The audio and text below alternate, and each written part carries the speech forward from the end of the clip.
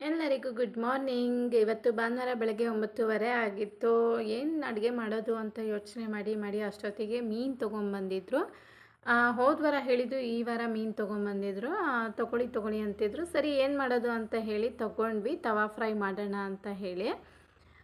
ಸಮುದ್ರ ಮೀನು ಎಲ್ಲಿ ಬೇಕಾದರೂ ಸಿಗುತ್ತೆ ಅಲ್ವಾ. ತಿಂದು ತಿಂದು ಬೇಜಾರಾಗಿರೋರು ಭಾನುವಾರ ಆಗಿದ ತಕ್ಷಣ ಈ ಕಡೆ ಮೀನಿಗೋಸ್ಕರ ಸಿರ್ಸಿ ಸಿದ್ದಾಪುರದಿಂದ ಎಲ್ಲ ಬರ್ತಾರೆ. ಸೊ ಈ ಥರ ಮೀನು ಸಿಗೋದು ರೇರೇನೆ. ಬಟ್ ನನಗೆ ಸಿಹಿ ನೀರಿನ ಮೀನು ಅಷ್ಟು ಇಷ್ಟ ಆಗೋದಿಲ್ಲ.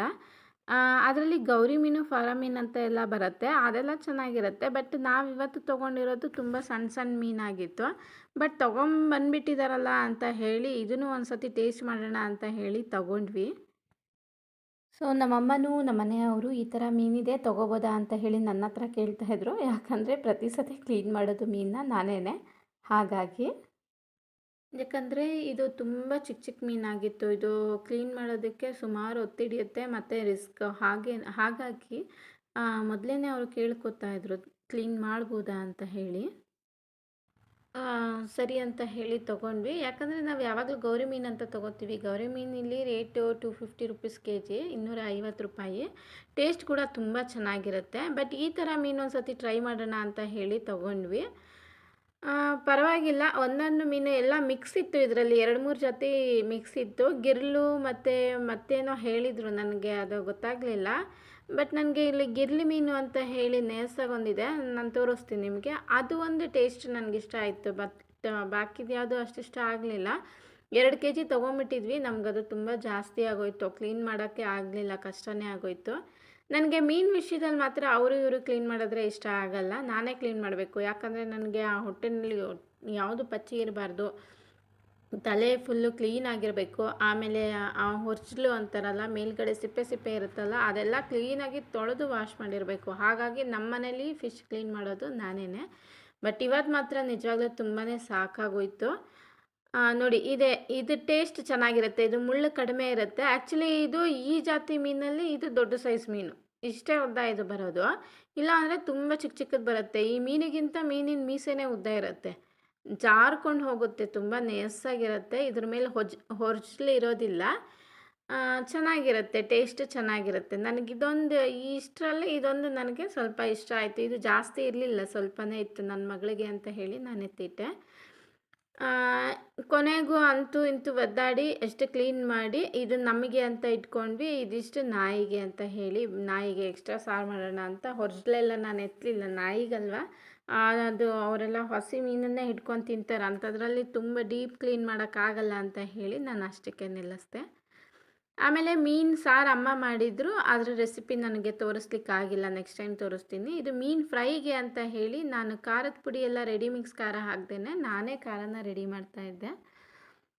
ಇಲ್ಲಿ ನಾನು ಪೂರ್ತಿ ಬ್ಯಾಡಗಿ ಮೆಣಸು ತೊಗೊಂಡಿದ್ದೀನಿ. ಗುಂಟೂರು ಮೆಣಸು, ಖಾರದ ಮೆಣಸು ಯಾವುದು ನಾನು ಹಾಕಲಿಲ್ಲ.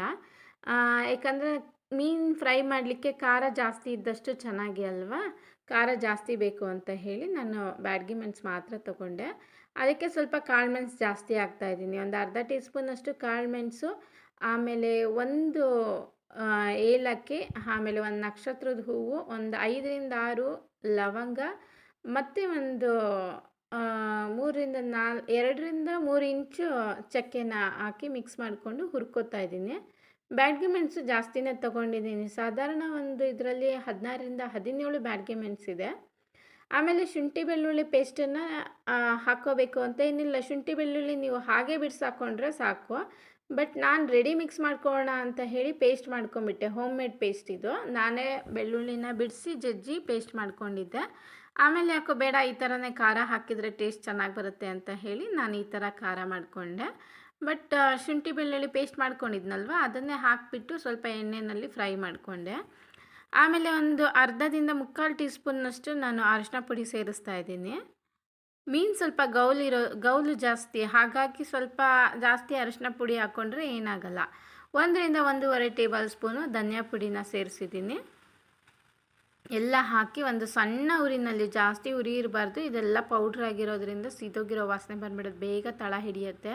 ಸುಮ್ಮನೆ ಹೀಗೆ ಫ್ರೈ ಮಾಡಿಕೊಂಡ್ರೆ ಸಾಕು. ಇದಾದಮೇಲೆ ನಾನು ಮೊದಲೇ ಹುಣಸೆ ಹಣ್ಣನ್ನು ನೆನೆಸಿ ಇಟ್ಕೊಂಡಿದ್ದೆ. ಅದನ್ನು ನಾನು ಇವಾಗ ಇದಕ್ಕೆ ಹಾಕ್ಕೊಂಡು ನೈಸ್ ಪೇಸ್ಟ್ ಮಾಡ್ಕೊಂಡಿದ್ದೀನಿ. ತುಂಬ ನೀರು ಹಾಕಬಾರ್ದು, ಸ್ವಲ್ಪ ಗಟ್ಟಿನೇ ಇರಬೇಕು. ನೀರು ಹಾಕಿದರೆ ಆಮೇಲೆ ಮಸಾಲೆ ಹಿಡಿಯಲ್ಲ. ಆಮೇಲೆ ನಿಮಗೆ ರುಚಿಗೆ ಬೇಕಾದಷ್ಟು ಉಪ್ಪನ್ನು ಸೇರಿಸ್ಕೊಂಡು ಪೇಸ್ಟ್ ಮಾಡ್ಕೊಳ್ಳಿ. ಪೇಸ್ಟ್ ಮಾಡ್ಕೊಂಡ ನಂತರ ಇದನ್ನು ಹೀಗೆ ಒಂದು ಅರ್ಧ ಗಂಟೆ ರೆಸ್ಟ್ ಮಾಡಲಿಕ್ಕೆ ಬಿಟ್ಬಿಡಬೇಕು. ಉಪ್ಪು ಹುಳಿ ಖಾರ ಮೀನು ಸಾರಿಗೆ ಮುಖ್ಯವಾಗಿ ಬೇಕಾಗಿರೋ ಅಂಥದ್ದು. ನೀವು ಎಷ್ಟು ಉಪ್ಪು ಹುಳಿ ಖಾರ ಹಾಕ್ತಿರೋ ಅಷ್ಟು ಒಳ್ಳೆಯದು. ಹಾಗಂತ ಹೇಳಿ ಓವರಾಗಿ ಬೇಡ. ಬಟ್ ಬೇರೆ ನೀವು ನಾನ್ ವೆಜ್ ಎಲ್ಲ ಮಾಡಿದಾಗ ಹಾಕ್ತಿರಲ್ಲ, ಅಷ್ಟು ಅದಕ್ಕಿಂತ ಜಾಸ್ತಿ ಹಾಕಿದ್ರೂ ನಡೆಯುತ್ತೆ. ಈಗ ನಾನು ಈ ಥರ ಖಾರನ ಎಲ್ಲ ಮೀನಿಗೆ ಸ್ವಲ್ಪ ಜಾಸ್ತಿ ಹಚ್ಕೊಂಡು ಅದನ್ನು ರವೆನಲ್ಲಿ ಡಿಪ್ ಮಾಡಿ ಇಟ್ಕೊತಾ ಇದ್ದೀನಿ. ಬಾಂಬೆ ರವೆ ತೊಗೊಂಡಿದ್ದೀನಿ ನಾನಿಲ್ಲಿ. ನೋಡಿ ಈ ಥರ ಎಲ್ಲ ರವೆನಲ್ಲಿ ಹಾಕಿ ಹಚ್ಚಿ ಇಟ್ಕೊತಾ ಇದ್ದೀನಿ. ತವಾ ಫ್ರೈ ಮಾಡ್ತಾ ಇರೋದಲ್ವ, ಸ್ವಲ್ಪ ಕ್ರಿಸ್ಪಿ ಆಗಿದ್ದರೆ ಚೆನ್ನಾಗಿರುತ್ತೆ. ಒಲೆನಲ್ಲೇ ನಾವು ಮೀನು ಫ್ರೈ ಎಲ್ಲ ಮಾಡಬೇಕಂದ್ರೆ ಒಲೆನಲ್ಲೇ ಮಾಡೋದು. ಮೀನು ಸಾರನ್ನು ಗಡಿಗೆನಲ್ಲಿ ಮಾಡೋದು. ನೆಕ್ಸ್ಟ್ ತೋರಿಸ್ತೀನಿ ನೋಡಿ.